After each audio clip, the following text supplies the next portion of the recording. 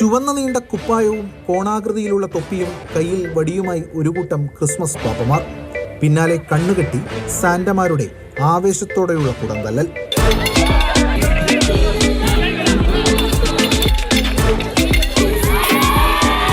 പൊട്ടിവീണ കുടങ്ങളിലുണ്ടായിരുന്നത് നിറയെ ചില്ലറത്തുട്ടുകളും. പെരുമ്പടപ്പ് ഫാത്തിമ ആശുപത്രിയുടെ നേതൃത്വത്തിലാണ് എറണാകുളം സെന്റ് തെരേസാസ് കോളേജിൽ വ്യത്യസ്തമായ ഈ ക്രിസ്മസ് ആഘോഷം നടന്നത്.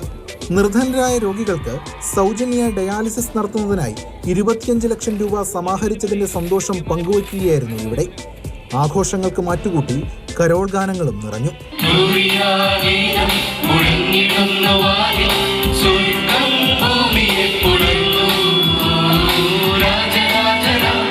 കഴിഞ്ഞ ക്രിസ്മസിനാണ് ആശുപത്രിയുടെ നേതൃത്വത്തിൽ കരോൾ ഗാനങ്ങളുമായി നാട് ചുറ്റിയത്.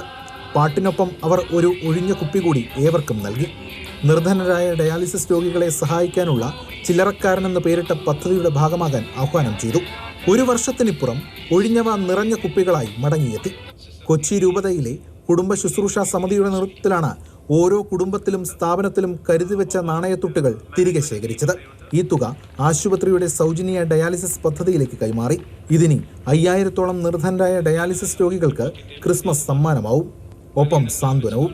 കൊച്ചി മേയർ, MLA മാർ ഉൾപ്പെടെയുള്ളവർ പരിപാടിയിൽ പങ്കെടുത്തു. മാതൃഭൂമി ന്യൂസ്, കൊച്ചി.